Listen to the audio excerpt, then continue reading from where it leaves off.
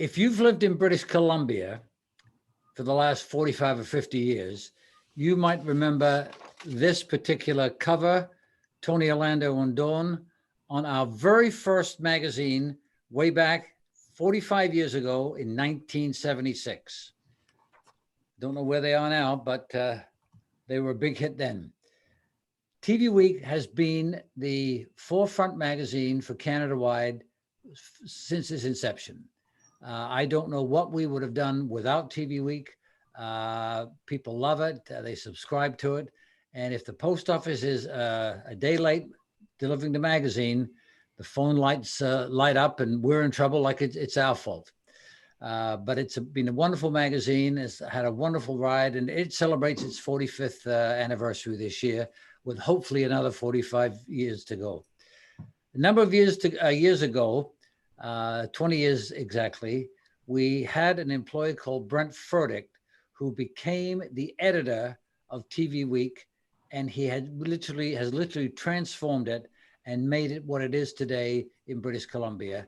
And we thought, let's talk to one of our own people and hear about his success and his stories and what he's done. And Brent, it's good to have you here. I know we're shooting you in your backyard, but welcome, and I hope you're keeping well.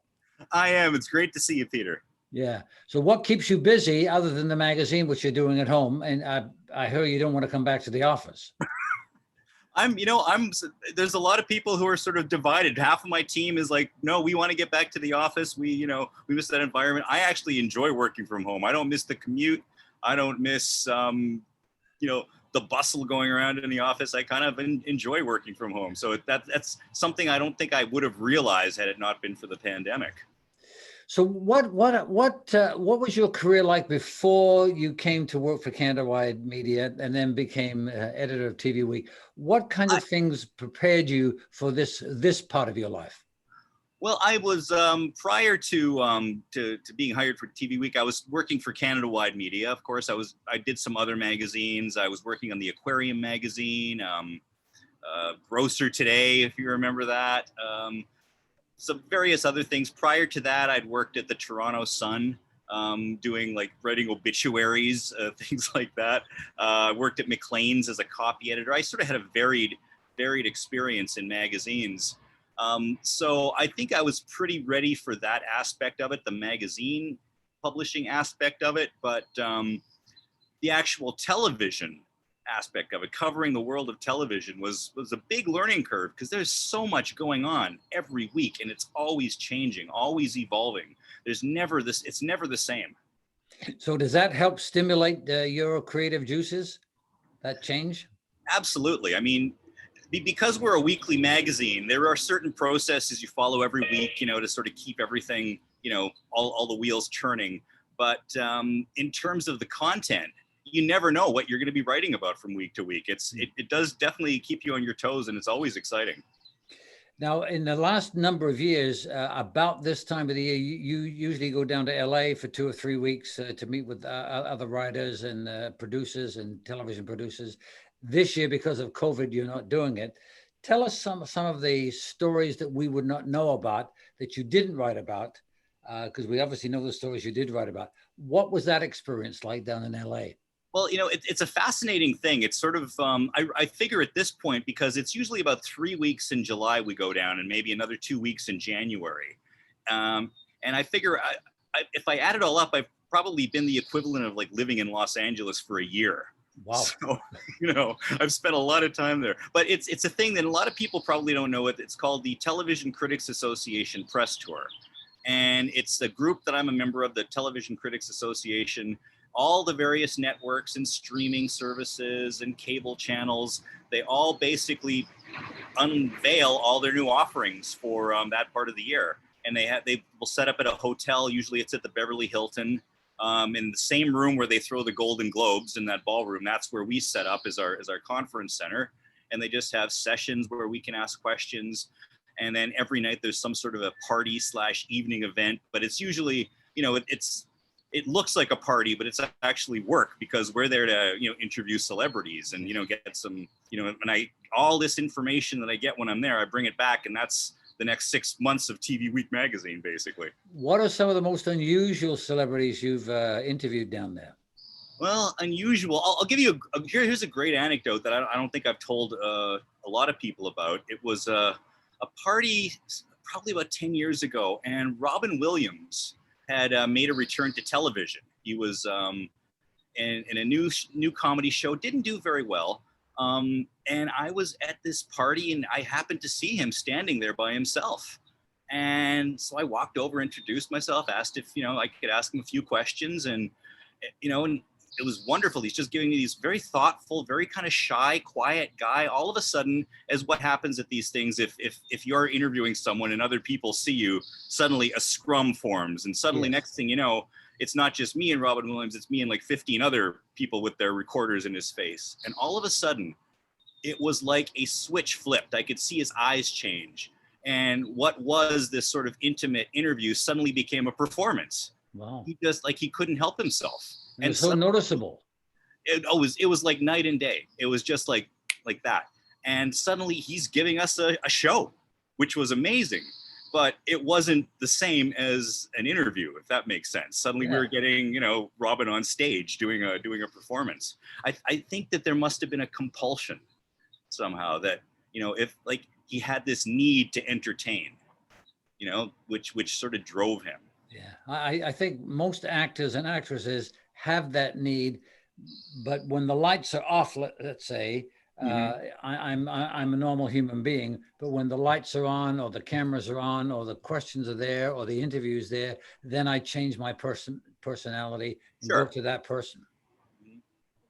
Who's the most unusual person you've met? Let me think about that. Most unusual. I'd say probably one of the strangest encounters I had was with an actor named Tom Sizemore. If you remember, he was in Saving Private Ryan. He also made a lot of headlines because he was in this relationship with Heidi Fleiss, the Hollywood madam. He also had a major drug problem and went into like celebrity rehab with Dr. Drew.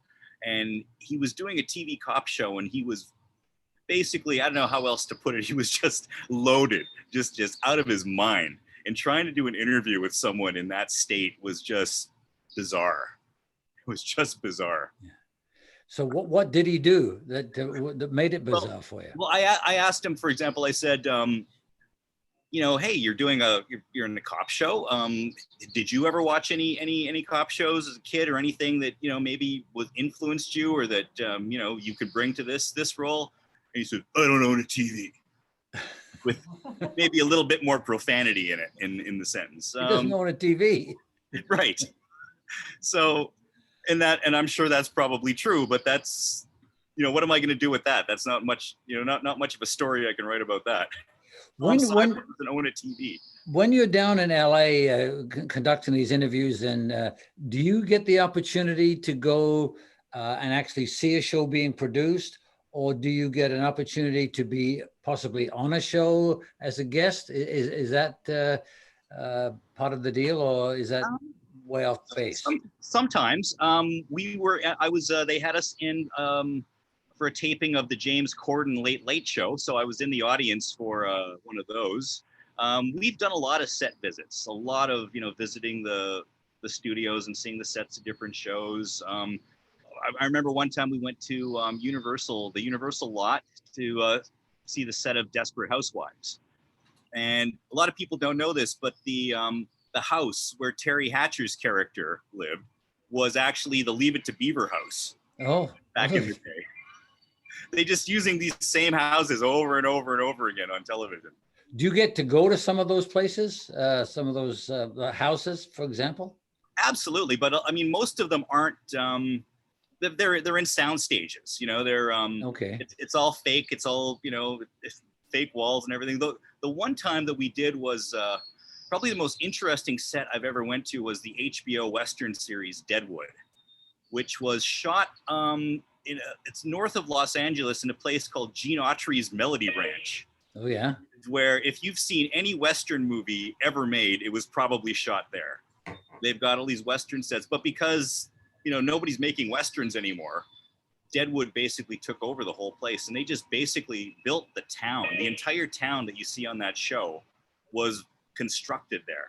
And it wasn't just sets, wasn't fake walls. Like, they built the actual town. It was amazing to see. So when you say they're not making Westerns anymore, is that just like an industry thing? They've decided no one's watching Westerns anymore? I think it's a cyclical thing. I think certain things become popular, then they don't. I think for example, after Clint Eastwood did Unforgiven back in the 90s, suddenly they were making a lot more Westerns again. So I think right now there doesn't seem to be a lot of Westerns happening, but that'll probably change. So of all the celebrities you've interviewed and met over the years, are there a couple that have really surprised you one way or the other? You didn't think they were going to be this way, and yet they've turned out to be far more appreciative of your time. And anything like that happen down there?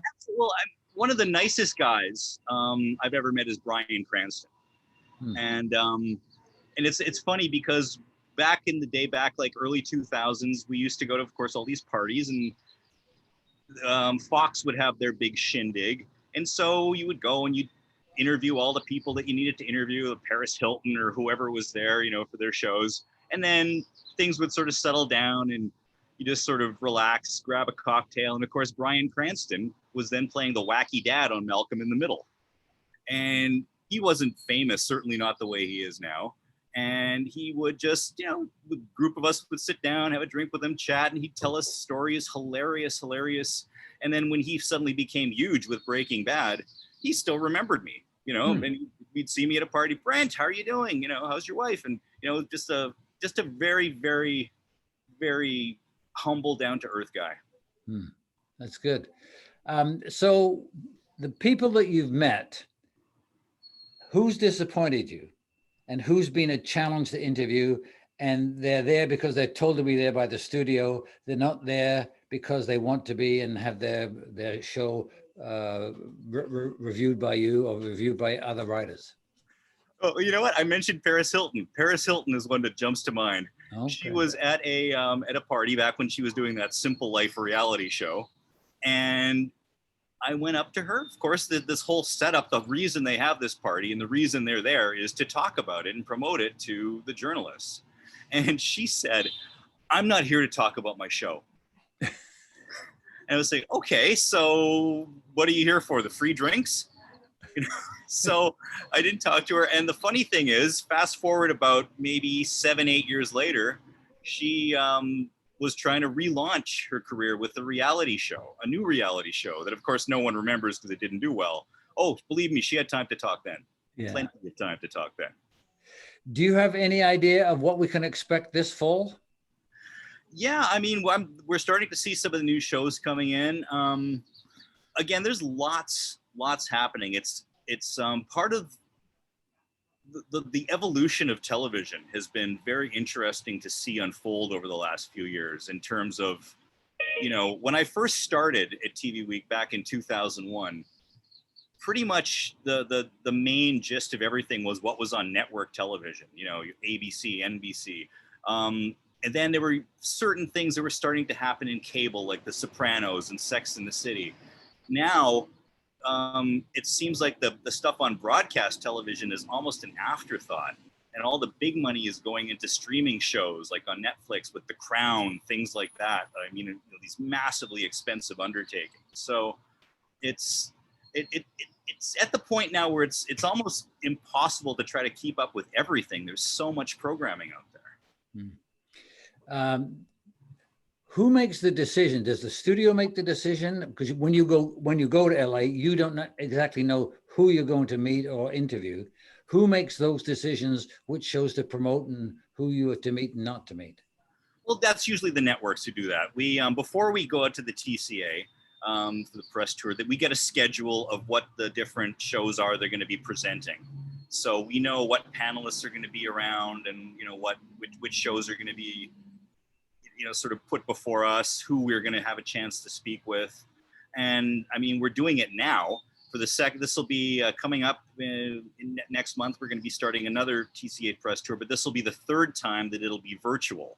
So it's all now, instead of having an actual cast on TV sitting on a stage and we're in a ballroom asking questions, now we're on Zoom asking them questions. Would you ever have believed that TV Week would still be publishing 45 years later? And is there another magazine like that somewhere in North America? No, I don't. Other than TV Guide, I don't think there is. I really don't think there is. And I think, you know, it's really impossible to try to guess the longevity of things. I mean, I think the one thing that I think has kept TV Week fresh and vibrant is that TV is constantly changing. So the way we cover TV has to change along with it. So just, I think by the nature of the evolution of television itself has managed to keep TV Week fresh, because we're trying to follow those trends and keep our readers informed of what's happening and what to watch. And, you know, I think back when TV Week first started, I mean, it was primarily a listings magazine where you would say, well, this is the show coming up, and here, you know, it's airing at 9 o'clock on CBS on Wednesdays. But that's almost irrelevant now, because you can watch a show at any time, anywhere, on your tablet, on your Google glasses if you want to. So we've tried to sort of evolve with that and sort of say, we're going to curate television. Here's some shows that we think are worth your time. So you're not just sitting there flipping around through the dial. We're saying, here's something that's interesting and it may appeal to you, and here's why. And when we sort of put that information out there, it gives you a very different package of material than we used to. Well, I don't get to say this very often to you, particularly public on an audience like this, but you are a valuable editor to this company, and I appreciate your commitment, your dedication, and your talents, and your enthusiasm some 20 years later. So thank you so much for doing what you're doing, and I hope to see you soon, my friend. Well, thank you so much, Peter. It was a real pleasure, and I hope I get to see you soon as well. Yeah, okay. God bless, Brett. Thank you. You take care.